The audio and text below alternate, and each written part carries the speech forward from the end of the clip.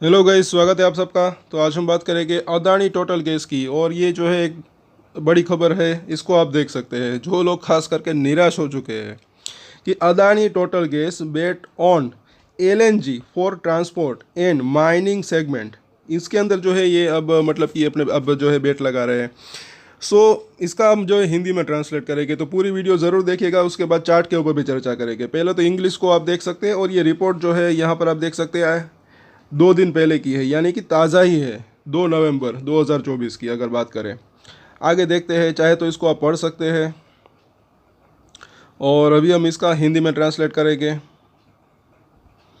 जी हाँ, ये देखिए। तो अदानी टोटल गैस ने परिवहन और खनन क्षेत्रों के लिए एलएनजी पर दाव लगाया। क्या है पूरा रिपोर्ट, ये हम यहाँ पर देख लेते हैं कि Adani total gas, Adani gas और फ्रांसीसी ऊर्जा प्रमुख टोटल गैस का समान संयुक्त उद्यम, यानी कि दोनों की पार्टनरशिप की अगर बात करें तो उनको मिलकर क्या होता है, ये अदानी टोटल गैस की ये कंपनी है।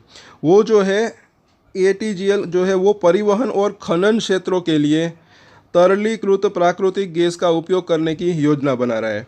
देखिए, इसको जो है इसका शॉर्ट टर्म में भले इम्पैक्ट ना देखे, लेकिन लॉन्ग टर्म की अगर बात करें तो एक अच्छा इम्पैक्ट रह सकता है। लॉन्ग टर्म में भी हमें कई लोग पूछते हैं लॉन्ग टर्म का मतलब क्या है। तो मुझे ऐसा लग रहा है कि 6 महीने से लेकर 24 महीने, यानी कि 2 साल के अंदर अंदर एक मतलब कि तब जो है एक तेज़ी की संभावना रह सकती है।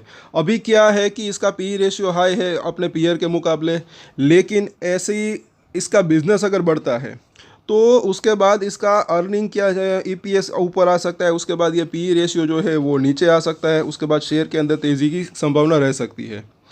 पहले देख लेते हैं क्या है पूरा मामला। तो परिवहन के लिए एलएनजी लंबी दूरी के ट्रकों और बसों के खंड की ज़रूरतों को पूरा करती है। तो खनन के लिए एलएनजी कंपनी को देश में खनन स्थलों तक पहुंचने में मदद करेगी, और इससे इसका बिजनेस जो है मुझे ऐसा लग रहा है कि वो बढ़ सकता है। आगे देखें, क्योंकि ये ट्रक और उसकी बात है, हैवी जो व्हीकल होते हैं उनको जो है फ्यूल की ज़्यादा ज़रूरत होती है, तो इसका बिजनेस बढ़ सकता है। आगे देखें तो वर्तमान में डीजल जो है वह ईंधन है जिससे खनन ट्रक और मिट्टी हटाने वाले उपकरण चलते हैं। अभी वो डीजल से चल रहे हैं, लेकिन आगे चलकर वो एलएनजी से चल सकते हैं। आगे देखें, एटीजीएल के कार्यकारी निर्देशक और मुख्य कार्यकारी अधिकारी सुरेश पी मंगलानी ने दूसरी तिमाही आय पर विश्लेषकों को बताया कि अब हम परिवहन और खनन के लिए एलएनजी नामक एक अन्य व्यवसाय में प्रवेश कर रहे हैं। एक अलग बिजनेस, एक अन्य व्यवसाय, ये खुद कह रहे हैं कि उसके अंदर जो है ये प्रवेश कर रहे हैं। तो इससे इसके बिजनेस को फ़ायदा हो सकता है, ऐसा मुझे लग रहा है। आगे देखें तो जो हमारे लिए एक बड़ा अवसर हो सकता है। हमने तमिलनाडु के तिरुपुर में अपना पहला एलएनजी स्टेशन चालू कर दिया है, और कई एलएनजी स्टेशन निर्माण और चालू होने के विभिन्न चरणों में है। एक तो ऑलरेडी चालू किया है, और भी ये चालू आगे कर सकते हैं। आगे देखें तो कंपनी अगले 3 से 5 वर्षों में 200 से 250 करोड़ रुपए का निवेश करके प्रमुख राजमार्गों, बंदरगाहों, खदानों और औद्योगिक केंद्रों के साथ 50 एलएनजी खुदरा दुकानों नेटवर्क जो है उनका नेटवर्क बनाने की योजना बना रहा है।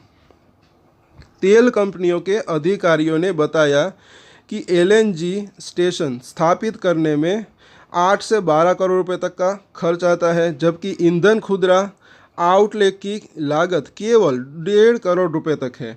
तेल कंपनियां सीएनजी वितरण स्टेशनों का विस्तार करके एलएनजी को भी शामिल करने के विकल्पों पर विचार कर रही है।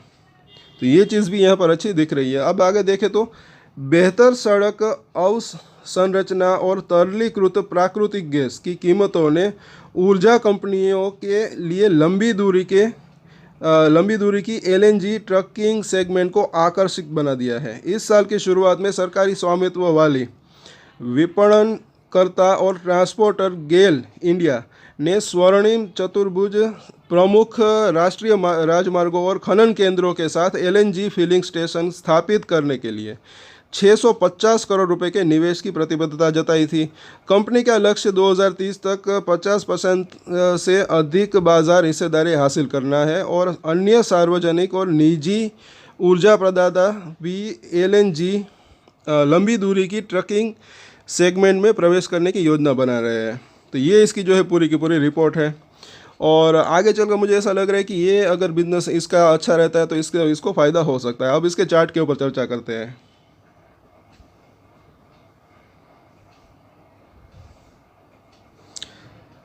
यहाँ पर देखें तो 710 रुपये के आसपास की क्लोजिंग रही। और यहाँ पर बात करें कि शॉर्ट टर्म की, बाकी लॉन्गर टर्म की बात करें तो एक अच्छी तेज़ी की संभावना रह सकती है।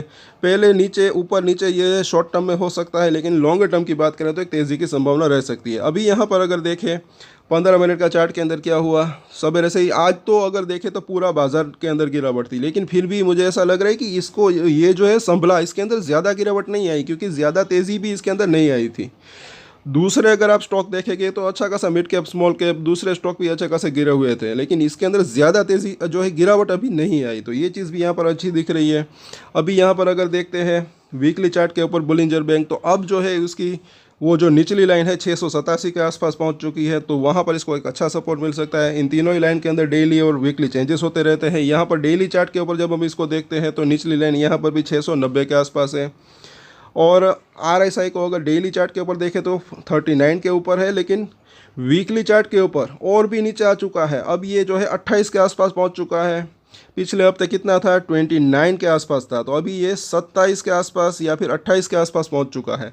अब यहाँ पर अगर हम देखेंगे पिछले थोड़ा सा लंबा चार्ट लगाया वीकली चार्ट, तो यहाँ पर ये 30 से नीचे था, और यहाँ पर अगर जो है ये आई थिंक 23 के आसपास पहुँचा था जब हिडनबर्ग की वो रिपोर्ट आई थी, गिरावट आई थी, उसके बाद ऊपर नीचे यहाँ पर था। उसके बाद ये जो है एक बाउंस बैक आया था, भले ही रीज़न कोई भी रहा हो, कोई भी न्यूज़ आई हो। तो अभी भी यहाँ पर क्योंकि ये 30 से नीचे वीकली चार्ट के ऊपर पहुँचा हुआ है, तो वक्त लग सकता है, तुरंत भी तेज़ी की संभावना रह सकती है, लेकिन वक्त थोड़ा देर बाद भी जो है तेज़ी की संभावना हो सकती है। क्योंकि यहाँ पर अगर देखें काफ़ी लंबा वक्त बिताया था, ये भी ना भूले, ये एक कैंडल पूरे हफ्ते की कैंडल है, काफ़ी लंबा वक्त 30 के नीचे RSI ने बिताया था, उसके बाद एक अच्छा खासा जंप आया था। तो इस बार क्या हिस्ट्री रिपीट होती है नहीं, वो देखना बनता है। लेकिन अच्छी बात यहाँ पर दिख रही है कि ये ओवरसोल्ड हो चुका है वीकली चार्ट के ऊपर, और ये अब तो और भी नीचे आया, क्योंकि आज के दिन ये जो है 10 रुपये के आसपास की गिरावट थी। कल 29 के आसपास था, आज 28 के आसपास है। सो ओवरऑल देखिए इसके सपोर्ट और रजिस्ट्रेशन हम देख लेते हैं। आज भी 5 और 9 डेज़ का मूविंग एवरेज उसके नीचे क्लोजिंग रही, ये लेवल पार होता है। उसके बाद वीकली चार्ट के ऊपर भी ये दोनों ही मूविंग एवरेज 5 और 9 वीक के मूविंग एवरेज वो अगर पार हो जाता है तो फिर एक स्ट्रेंथ आने की संभावना रह सकती है। कल हम वापस से चर्चा करेंगे। फिलहाल इसके अब सपोर्ट और रजिस्ट्रेशन देखें तो पहला सपोर्ट इसका जो दिख रहा है 700 का, उसके बाद जो है 680 का लेवल, और उसके नीचे अभी फिलहाल की अगर बात करें शॉर्ट टर्म की तो ये 680 और 650 ये एक अच्छे सपोर्ट दिख रहे हैं। अगर वहाँ पर पहुँचता है तो वहाँ से एक अच्छा बाउंस बैक की संभावना रह सकती है। रजिस्ट्रेशन की बात करें तो पहला रजिस्ट्रेशन जैसे कि कल भी हमने बात की थी 725 के आसपास, बिल्कुल आज उसी लेवल के आसपास इसने रजिस्ट्रेशन फेस किया। उसके बाद अगर देखें तो दूसरा सपोर्ट जो रजिस्ट्रेशन एरिया 760, उसके ऊपर जो है 800 से लेकर 820 की रेंज, बस ये लेवल अगर पार हो जाए उसके बाद एक अच्छी तेज़ी की संभावना रह सकती है। तो इन सभी सपोर्ट और रजिस्ट्रेशन के ऊपर नज़र रख सकते हैं। सो कल वापस से चर्चा करेंगे। तब तक के लिए अगर आपकी इसके अंदर होल्डिंग है तो इसके ऊपर हम डेली टेक्निकल चार्ट के ऊपर चर्चा करते हैं, तो हमारे चैनल को सब्सक्राइब जरूर करें। और एक स्टैंडर्ड डिस्क्लेमर जो कि मैं हमेशा देता हूँ, आप कोई भी ट्रेड ले उससे पहले अपनी रिसर्च करें, अपने फाइनेंशियल एडवाइजर की सलाह लें, उसके बाद ही कोई डिसीजन ले, और डिसीजन ले तो उसकी जिम्मेदारी मैच्योरिटी के साथ खुद ही ले। ये वीडियो मैंने एजुकेशन पर्पस के लिए बनाया है, मेरी तरफ से कोई भी बाय या सेल की रिकमेंडेशन नहीं है। Thank you.